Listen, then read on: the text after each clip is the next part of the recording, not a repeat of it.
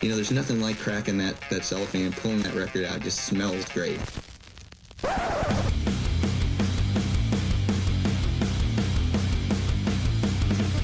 Welcome to BODS Mayhem Hour. Non-stop hardcore energy. I love the show, guys. You're awesome. Unlike any other. With your host, John the Bod, a.k.a. the Bodfather. Man, this stuff rocks. Yeah. Hey, this is Paul from Origin, and you're listening to BODS Mayhem Hour. The views and opinions of the guests do not necessarily reflect the views and opinions of BODS Mayhem Hour, its staff, affiliates, or sponsors. Parental discretion is advised. Welcome to BODS Mayhem Hour. Hey everybody, welcome to BODS Mayhem Hour. I am your host, John the Bod, aka the Bodfather, and as always, I bring you guys and gals awesome interviews. Before I introduce our guest, please get out and subscribe to the YouTube page. It takes 2 seconds. Just subscribe to BODS Mayhem Hour and click the notification bell, so that way you get everything and anything that comes up for BODS Mayhem Hour, and you want to do that, trust me. Today's guest is guitarist and backing vocals Paul Ryan of Origin. Origin is back, and they have released their 8th studio album, Chaosmos. Agonia Records. Also check out debut singles Ecophagy and single Nostalgia for Oblivion. And I hope I got that right. Anyway, Paul, welcome to the podcast. And how you doing, my friend? Great. Happy Friday. Yeah, exactly. So how's it been being back with Nuclear Blast, man? How's it feel to come back home, so to speak? I mean, we've always had a pretty good upstanding relationship with Nuclear Blast. So basically there's 2 things. It's like 2 separate contracts. We had Nuclear Blast and Agonia. Agonia is handling our European market. It was just at the time that we signed the contract, Nuclear Blast was doing like a kind of a different direction at the time. And so, but they wanted the rest of the territories. So we did a split kind of contract deal. But so it's great to be with Nuclear Blast and Agonia. They've both done us well. And so just happy to put out another album and have the great thing is that there's no such thing as bad publicity, and having 2 labels press your stuff and put it out there is a lot of advertisements, a lot of interviews, a lot of press.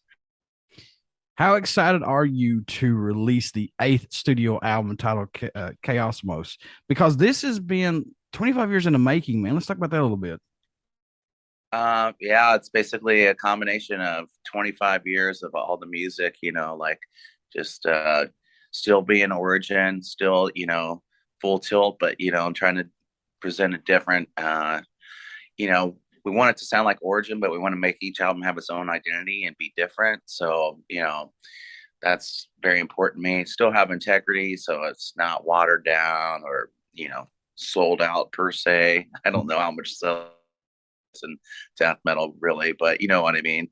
Like I want someone that maybe hasn't heard Origin in the decade or even 2 decades at this point, put on an album, go, yep, that's Origin. So just like I went a little bit more catchy in some parts, and like threw in a lot of my earlier influences from Bolt Thrower to Slayer to Cannibal Corpse, like all kinds of different, with an Origin twist on it, so just trying to keep producing death metal albums that people still enjoy, and seems to be like getting good press.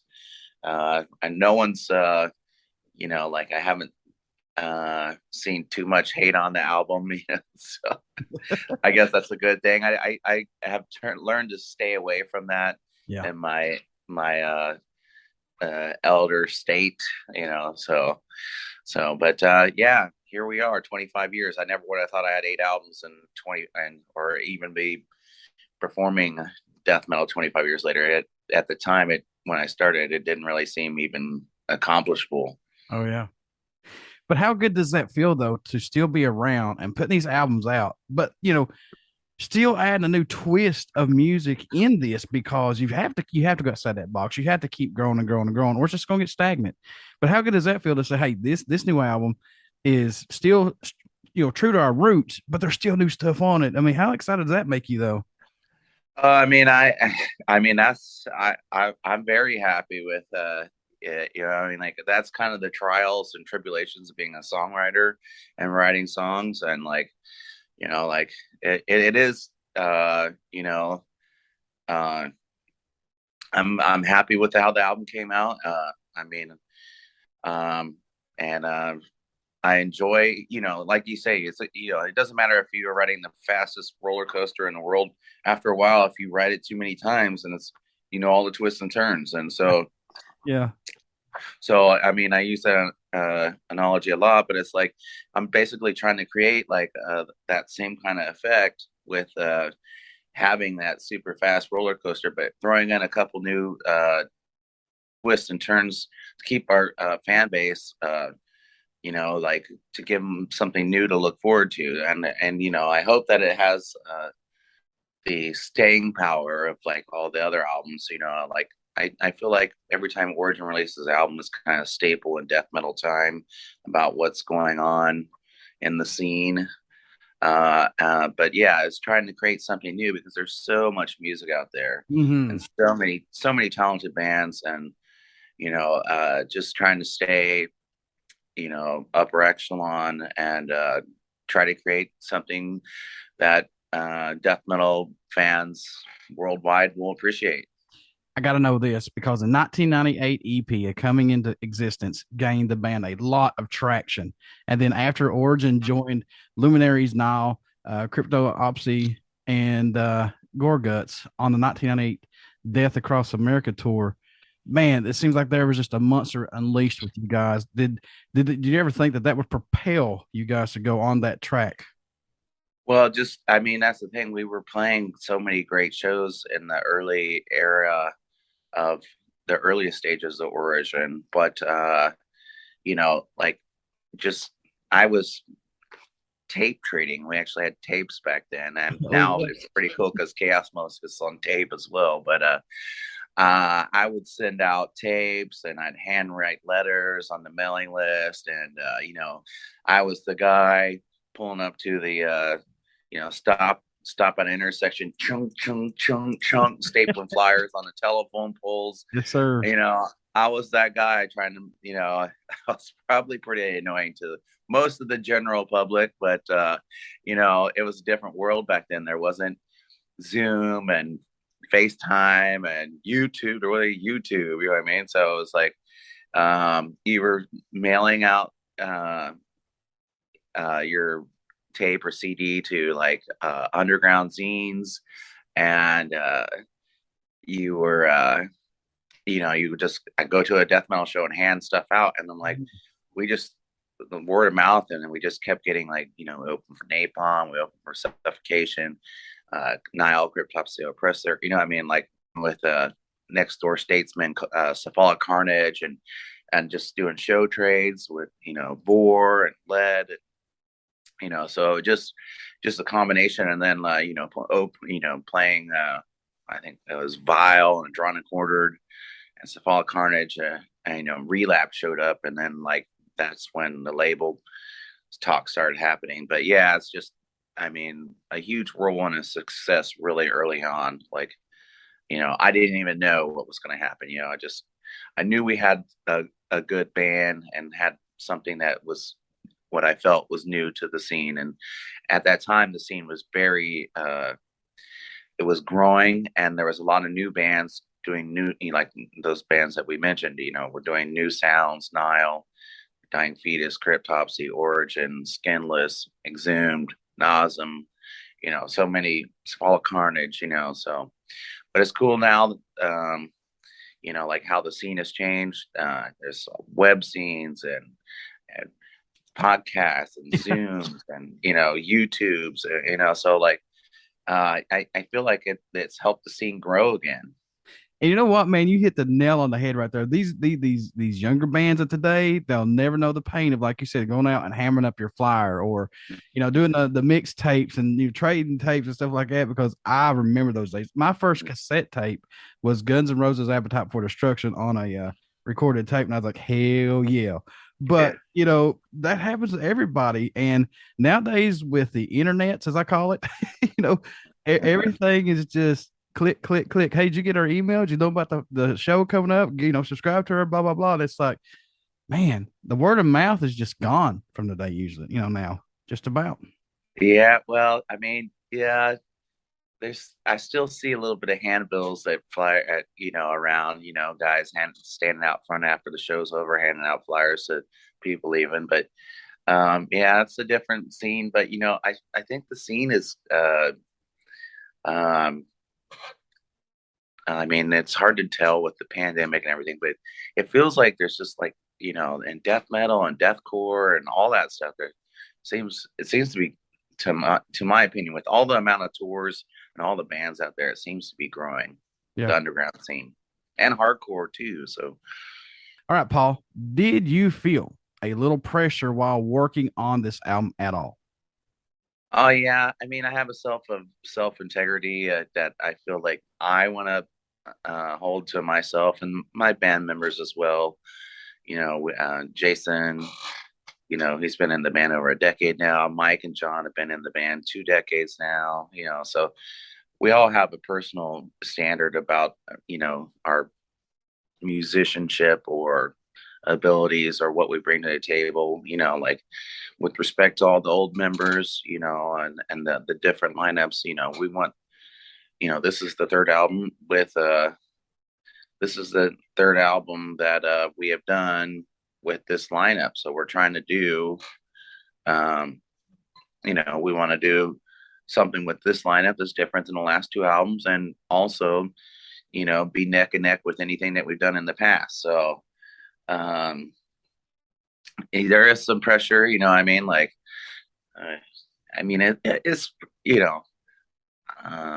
it's within, but I mean, you also want to, you don't want to let down your peers, or like your label, or, what I mean? So there is pressure. It's just, I find, tranquility in that. So, after adding these missing pieces of the band was finally put together, what have those band members brought to the table that might have been missing, if anything? And I am not knocking anybody that's been part of Origin at all whatsoever, but sometimes you just need that flavor of fresh air to come in. What have they brought possibly, Paul? Oh, well, I mean, everybody that's been in the band has had a unique talent or unique sound or attribute, from, the 3 drummers that we've had to the 3 vocalists that we've had. We've had 2 different separate, Clinton Applehands played guitar on Echoes of Decimation. Jeremy Turner was played guitar on the self-title and Informus and Antithesis, and Mike Flores is was our 3rd bass player, and Clinton actually played bass on our Coming Into Existence EP. So I mean, like, everyone's brought their unique style and sound to the band, and we've changed. I mean, like, like the lineup, the album Chaosmos represents what we like doing today and what we've learned that worked live, and what the band likes, presentation wise. I mean, like, we have a different mentality than the 1st or 2nd album lineup, or even the 4th or any lineup. You know what I mean? And it's different personality, and so I feel like each guy in Origin is a very distinct person, and then also kind of comes out in their playing or vocal or lyrical approach as well. So I'm just happy to be jamming with the guys for over 10 years. We got a good thing where it works out that people, know how to work together on the road.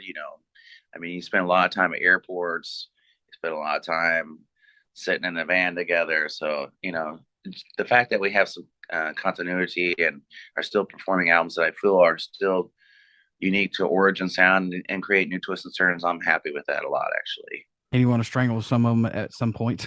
Being around I mean, you get in a band for 45 to 60 days, that you're gonna, like, I don't like the way this guy eats potato chips. I mean, like, there's this, it's just like, I mean, I don't even know why that popped in my head, but I mean, it's just one of those things that you're around each other in a closed environment for a very long period of time. So you have to learn how to work well with each other. Stop looking at me when you're eating. Shut your mouth.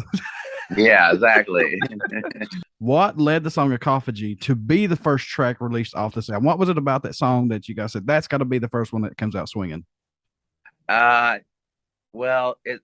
it was one of the middle songs written in the album, but it was like it's one of the things where it's like, man, I'm writing the album, I'm writing. I'm like, I still don't think I have an opener. Still don't think I have an opener. You know what I mean? I still don't think there's that one that goes, we're back. You know what I mean? So it was just one of those things where it's like, I just had my phone and recorded it. And I sent it over to Mike and a little video, like the opening 2 riffs, I think it was. That's usually how I connect things, 2 riffs, and I send it over. I'm like, man, I think I got something hot here. I got a hot one coming in. Let me know what you think about this. And I always tell him, wait a day. You know what I mean? Like, just wait a day before you give me a response. Make me nervous about it. You know what I mean? Make me fret. Make me think you don't like it. Maybe, let your mind play tricks on you. You know what I mean? So anyway, he got back with me and was like, yeah, that's a juicy little tidbit there. It's pretty nice. It's pretty tasty. It's pretty catchy. I kept writing. I kept going back to it. And I was like, it just feels like the opener. It feels like it comes out of the gate and grabs you, like how Origin likes to present itself. So it was just one of those things that it just felt right. You know what I mean? I never sit there and go, okay, I'm gonna write the opener. It's just one of the things I'm creating, and eventually I hear something, I'm like, yeah, I think that's the one. And like I felt it, like I said, it was about the midway point of the album, but it just kept sticking to me, like, yep, this is the opener. This is definitely the opener. Are these all brand new songs or songs that didn't make a previous album or an EP by you guys? Or are these songs maybe that was in a vault too, possibly? I wish I just fixed all my phones. I'd have like 25 albums off my old phones. But Panoptical, the 4th track, that was the only song that really had any leftover per se. The opening kind of tappy thing had been sitting around a little bit. I don't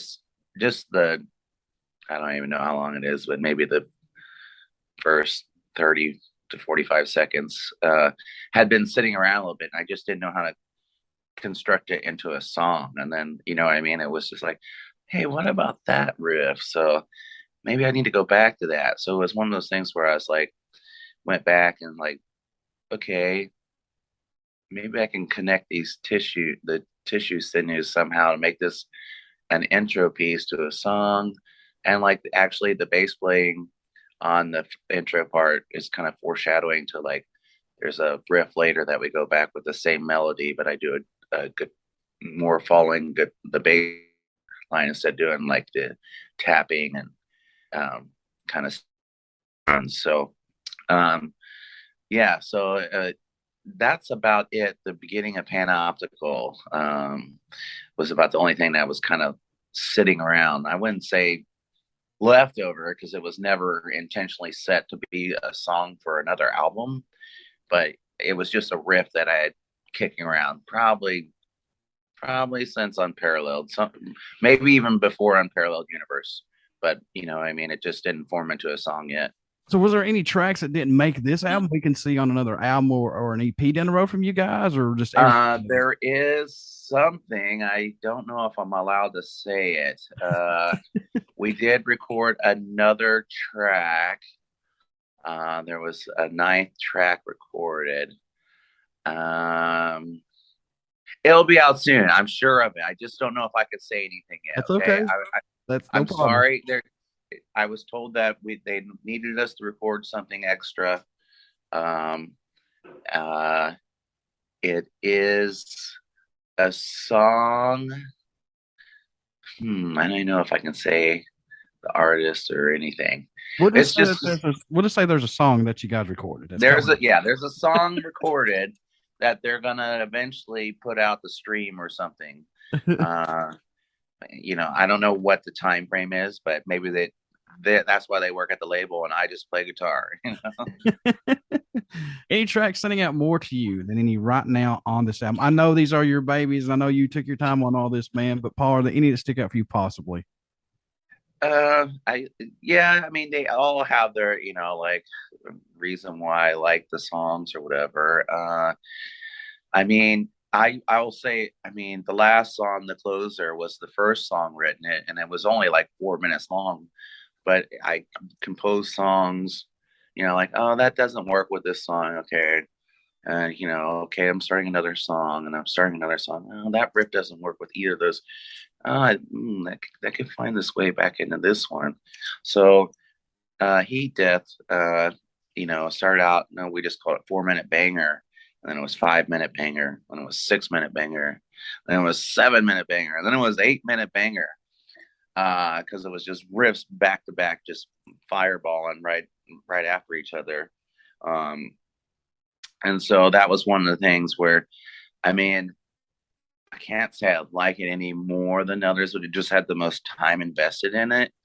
And then, unbeknown to the other members, like the last thing I do after the backing vocals and the vocals and everything's done, I did the guitar solo on Decolonizer, and then I wrote the outro piece maybe the night before, and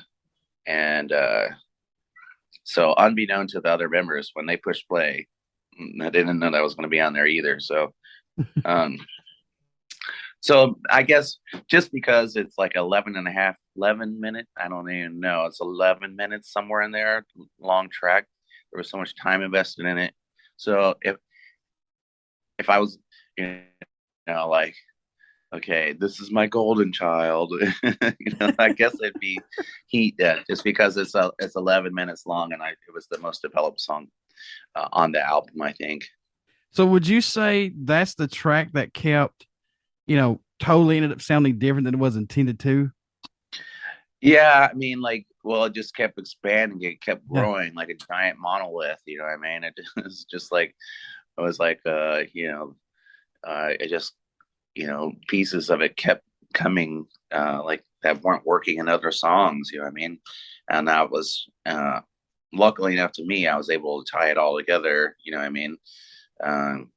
And so it was a challenge, I mean, like, to write a song that long in death metal, to keep it interesting to the listener, you know what I mean? I wanted, and not to, and like, we're trying to keep it super intense, you know what I mean? So, and then, like, the outro is more like Heat Death is about the end of the universe. So I was trying to give like a dramatic, dark feel to the end of time. At the start of 2021, people started talking about a new Origin album.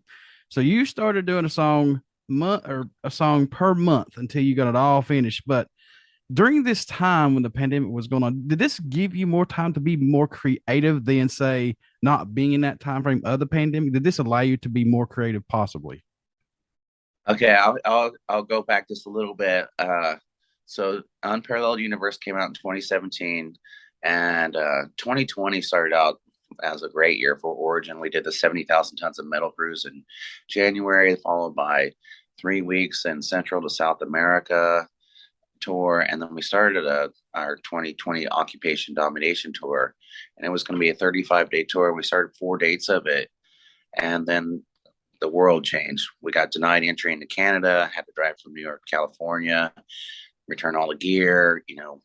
We had tons of merchandise, and everyone, like everyone else, we didn't know what was going to happen with the future. So 2020, the first 3 months were great, and then there was 9 months of nothing. You know what I mean? Yeah.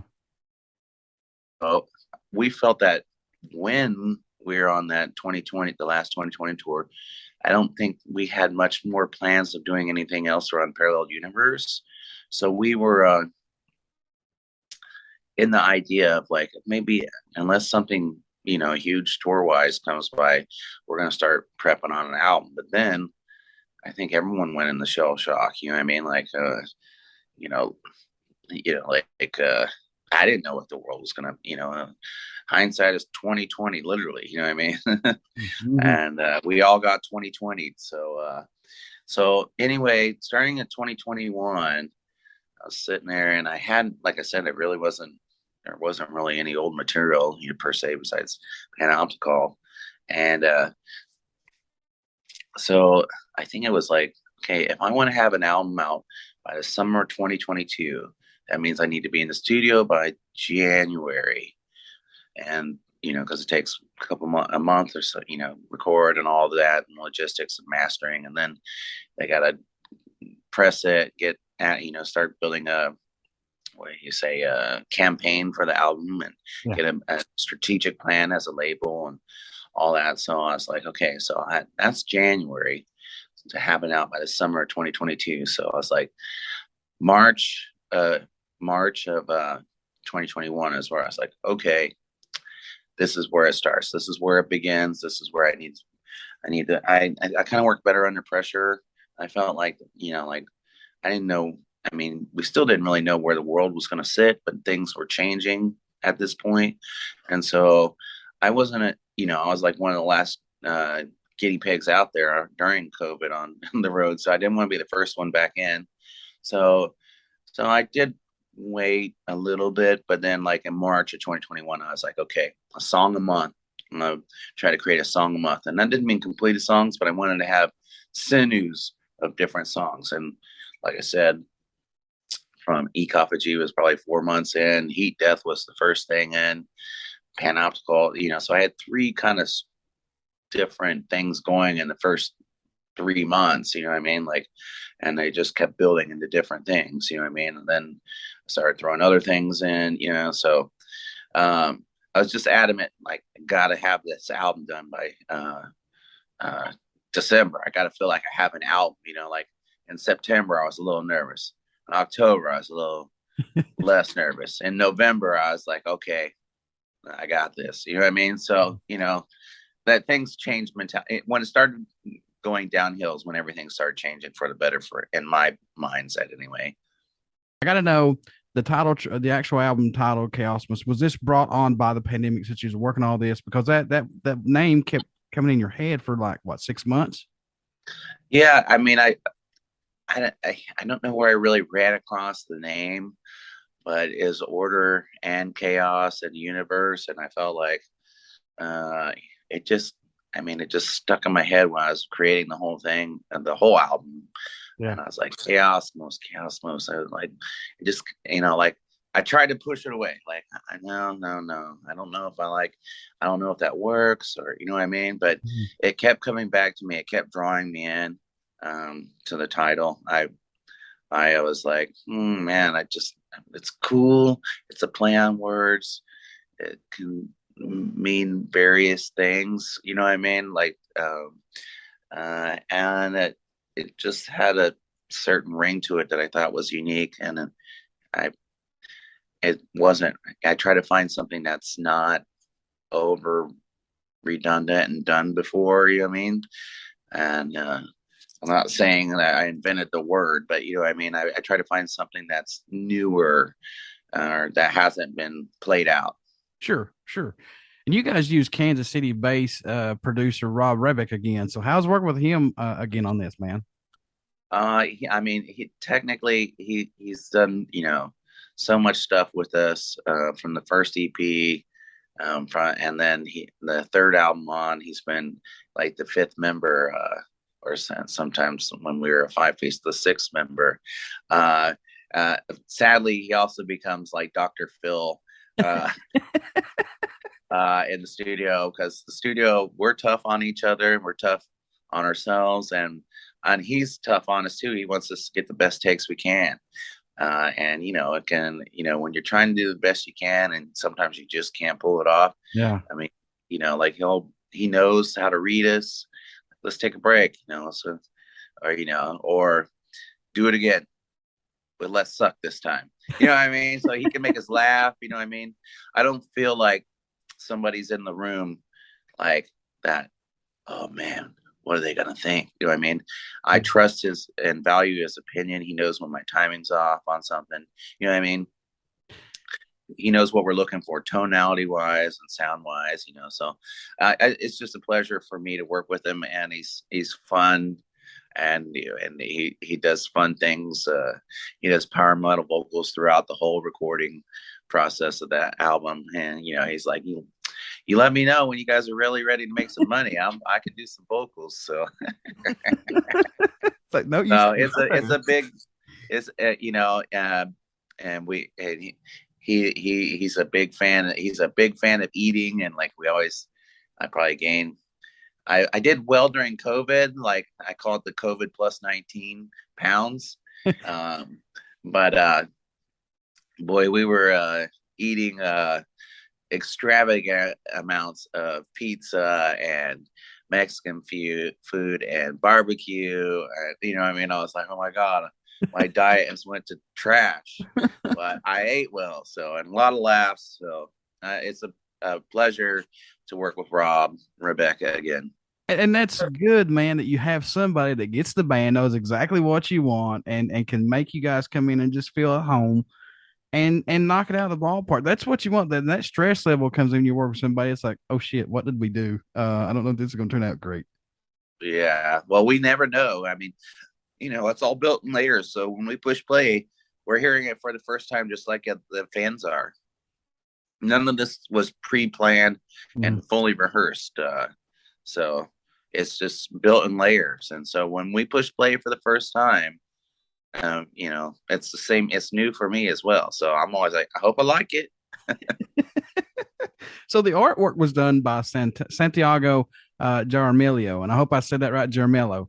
How was working with him on this, and did he get exactly what you guys were looking for? So here's the thing: when we were discussing album titles, there was an idea of album title. Okay, telling someone a title and then them creating art, or having a title and then looking for art that you thought reflects the song title.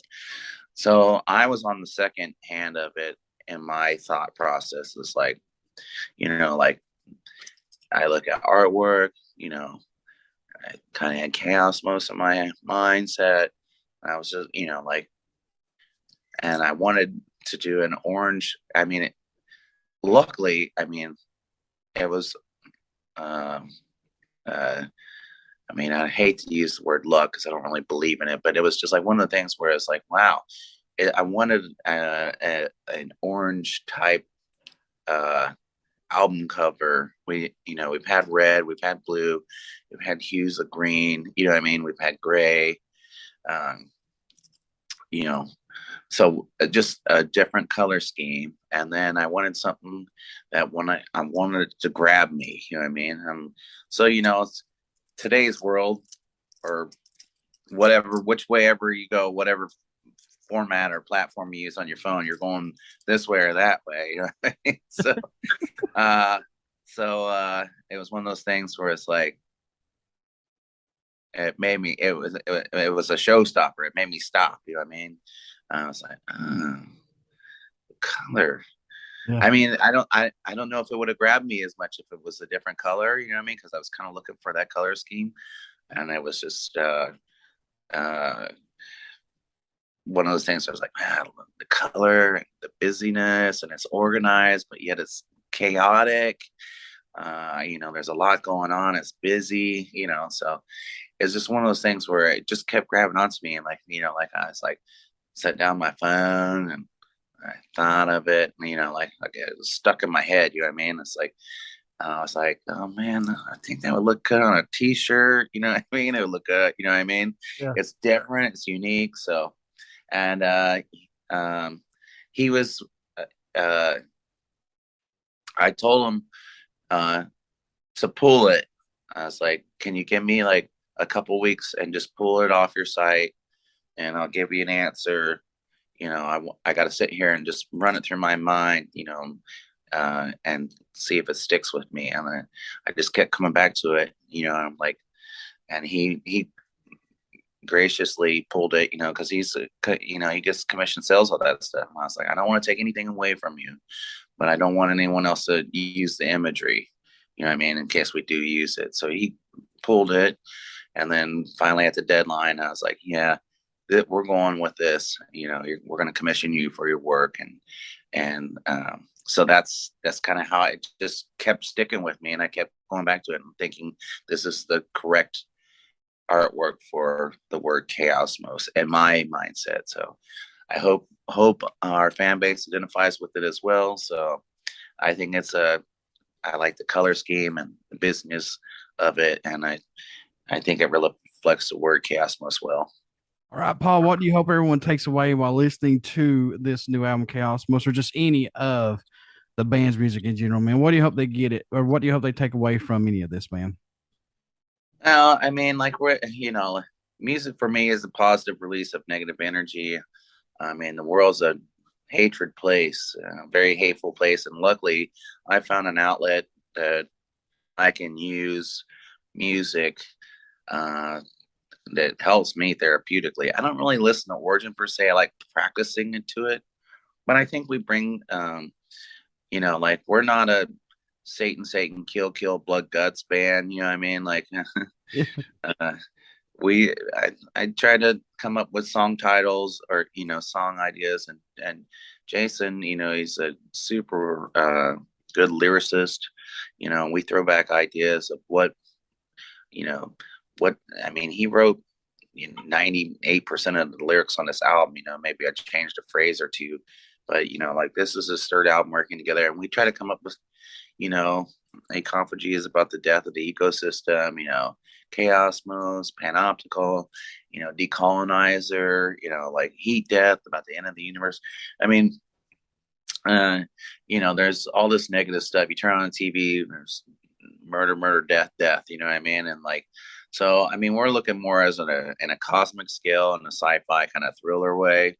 But, when I'm up on stage playing music, I look down, like I may play some menacing riffs, but I look down and I see, live we do kind of a more fun things. Is I don't know, I don't want to be too serious. I'm not even that serious of a guy, but like I look down and people are having a good time at a death metal show, and that's what I want. I mean, as crazy as the music is, when you're mad, you want to let it out. You push play on an Origin album, and read some of the lyrics, follow the twists and turns, and try to keep up.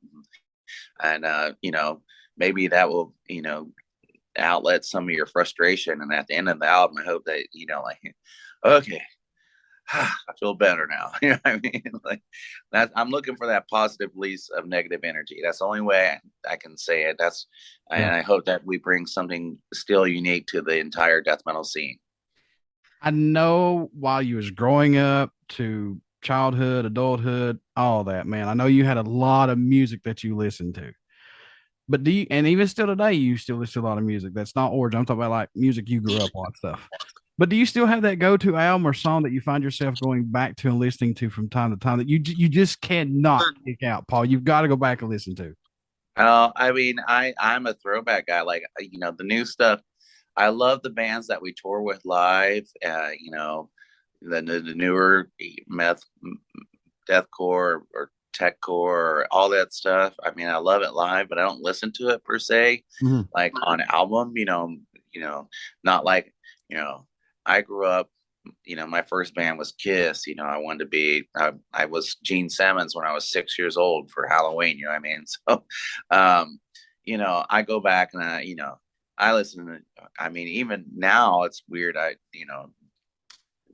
20 years ago or even 10 years ago, it was like I listened just to early death metal, the early Napalm and Carcass and, Obituary, Deicide, Suffocation, Bolter, you know what I mean? But now I'm getting even older. I'm going back even farther, to like before I even listened to Slayer, you know what I mean? I was listening to Ozzy and Motley Crue and Dawkins and Twisted Sister and Rat, you know what I mean? So, and that was about the extent of it, like the early, Wasp. I didn't like it when it became so posered out, you know what I mean? Like, where it was like so commercial, just like the early rawness of the early heavy metal, or, I love Maiden, Priest, you know what I mean? Like, stuff like that, you know what I mean?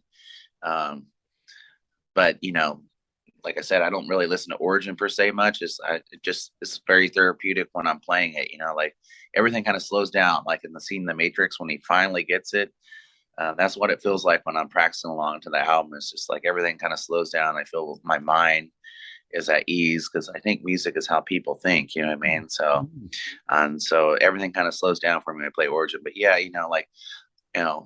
as far as like what I'm jamming on, I'll throw on Tooth and Nail by Dokken, or, The Ultimate Sin, or Out of the Cellar, Shout Out the Devil, or Stay Hungry, that's the stuff, or Number of the Beast, or, I don't, all that stuff, you know what I mean? So, with all of your music in your catalog, is there a song that you want to add eventually to the Origin set list to play live, or has it all been played? Or is there a song that you don't play as much as you want to play live? I mean, we pretty much covered all the bases for over the years, like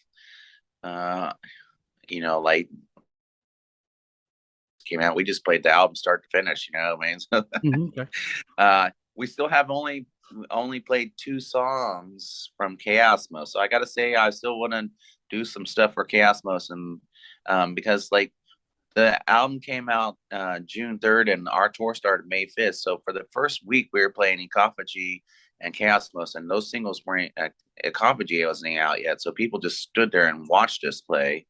And then so that a week, about 10 days after the tour started, Ecophagy was released as a single. And then about 2 weeks after that, maybe almost 3 weeks, Chaosmos, the single, came out. So people were hearing new Origin songs. Like we're getting reactions, like live reactions the first time they've ever heard the song. But, eventually the album came out and the singles. And so people were starting to at least understand what we were doing on these new tracks, you know what I mean? So, but now that the album's out, I'd like to get back out and play a couple more tracks from Chaosmos and see, support our fan base to hear some new music live, and to also figure out what songs we can integrate into our master set for the future. One last question, my friend, before I let you go here. What's your thoughts on the Pantera reunion? I call it a tribute because there's no Vinny, there's no Dime. What's your thoughts on this? Okay, well, I'll say there's no Damage Plan reunion plan, is there? Oh, there you go. That's a good. You know what I mean? Look,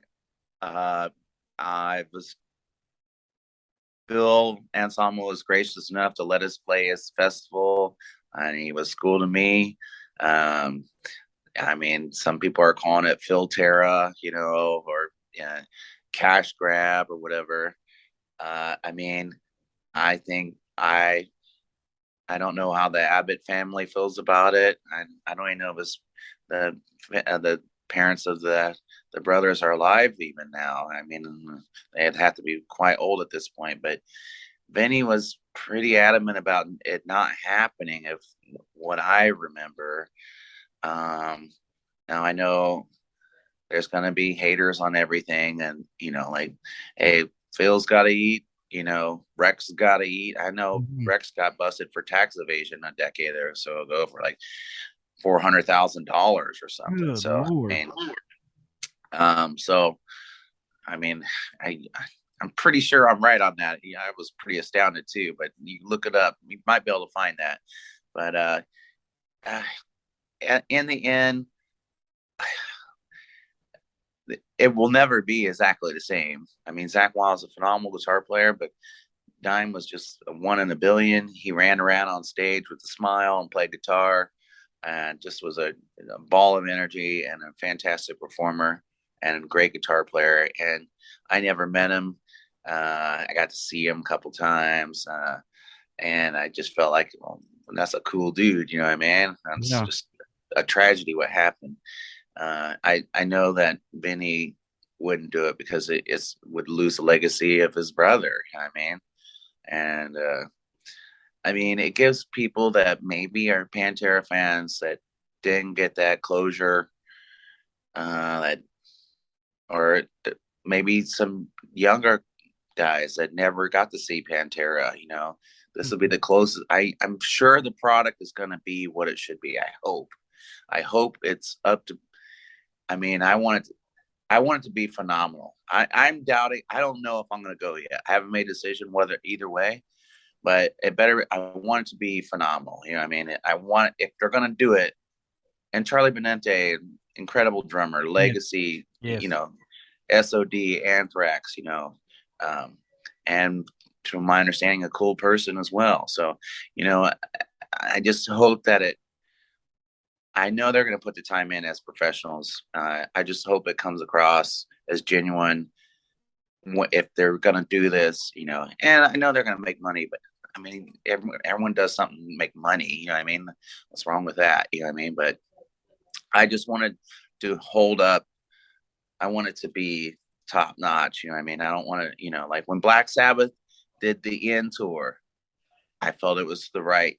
Even though it wasn't Bill Ward, the kid played the drums good. You know, he nailed the parts. I was very critical, but I walked away going, yes, I'm happy I got to see that. So that's all I can ask, is that if they do it right, and the fan base, the new fans that never got to see him are happy, and the fans that are going to pay their respects for being a Pantera fan, for the brothers, do it in respect to them too. So hopefully something goes to their estate. I don't know. I mean, I heard they tore down the drummer's house, you know. They did. So I mean, I don't know if there's any kids or the family, you know what I mean? I just hope that it somehow the Abbott family's getting some kind of compensation somewhere. I'm like you, man. I love Phil, I love Rex, love Vinny and Dime. I love Pantera, and I hope this brings Phil and Rex some closure that they may need, you know. And to all these fans that go check this out, I want to check it out for sure, just to say I did go see it. But yeah, for sure. All right, Paul, how can folks stay in touch with you? Buy this 8th studio album, Chaosmos, via Agonia Records. How can you do that, my friend? Okay, so you can find it through Agonia Records in Europe, or Nuclear Blast worldwide outside of Europe territories. You can also find on our link tree and Facebook at Origin Band. There's a link tree with the links to everything. Our handle or hashtag is at Origin Band, or hashtag Origin Band on IG. That's the two major platforms that we use. I mean, you can find our link tree on there. It's probably, I mean, not that there's that many music stores anymore, but it was at Amoeba, you know what I mean? Yep. And so, and we'll, you know, when we hit the road again, we'll have a plethora of Origin Chaosmos albums, cassettes, vinyl, t-shirts. I don't know. We'll probably have some kind of new kind of gimmick that we haven't used yet to get people to buy keychains. I don't know. Koozies. We've done pillowcases. I don't know. We've done it all. You know what I mean? So we learned that from Kiss. So we'll figure something out. All right, Paul, would you care to do a promo for my show? Yeah. Hey, this is Paul from Origin, and you're listening to BODS Mayhem Hour. Everybody stick around. We got some great stuff coming up for you guys and gals. Also, you only hear these interviews right here on BODS Mayhem Hour. Please get out, check out our Facebook page. It has our podcast link and YouTube link. And please subscribe to that YouTube link and click that notification bell. Also, get out and check out Origin 8th studio album entitled Chaosmos. Pick that up. Check out Ecophagy and Nostalgia for Oblivion and Chaosmos singles. Check those out, please, folks. I'm affiliated with the Metal Inc. and also For Obscure, which is a online magazine that does reviews and obscure art, and Diary of the Madman, the Ultimate Ozzy Osbourne podcast with Dan and Josh. They know more about Ozzy than Ozzy knows about himself. Trust me. And that's good, because Ozzy's forgivable. We know how Ozzy is. We love Ozzy. But anyway, check that out. And Paul, thank you so much for doing this interview with me. Yeah, thank you for the interview, and thanks so much for the support. I hope everyone enjoys the album Origins Chaosmos. The views and opinions of the guests do not necessarily reflect the views and opinions opinions of BODS Mayhem Hour, its staff, affiliates, or sponsors. Parental discretion is advised. Welcome to BODS Mayhem Hour.